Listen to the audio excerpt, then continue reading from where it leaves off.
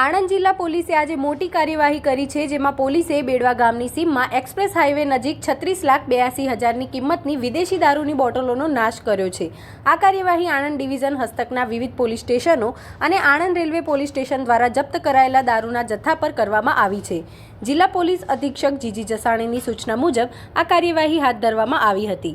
નાશ કરવાની કાર્યવાહી માટે સંબંધિત કોર્ટમાંથી મંજૂરી મેળવવામાં આવી હતી। આ પ્રક્રિયા દરમિયાન સબ ડિવિઝનલ મેજિસ્ટ્રેટ ડોક્ટર મયુર પરમાર, નાયબ પોલીસ અધિક્ષક JN પંચાલ અને જિલ્લા નશાબંધી અને આબકારી વિભાગના અધિક્ષક DJ વાનાણી હાજર રહ્યા હતા। કુલ 19,545 બોટલો જે વિવિધ બ્રાન્ડની ભારતીય બનાવટની વિદેશી દારૂની હતી તેના પર બુલડોઝર ફેરવીને નાશ કરવામાં આવ્યો છે।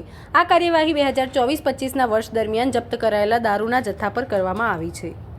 આપણે આણંદ સબ ડિવિઝન અંદર ફોલ થતા 7 જેટલા પોલીસ સ્ટેશનમાંથી કુલ 19,000થી વધારે દારૂની બોટલોનો નાશ કરવાનો નિયમ અનુસારની કાર્યવાહી કરવામાં આવેલી છે।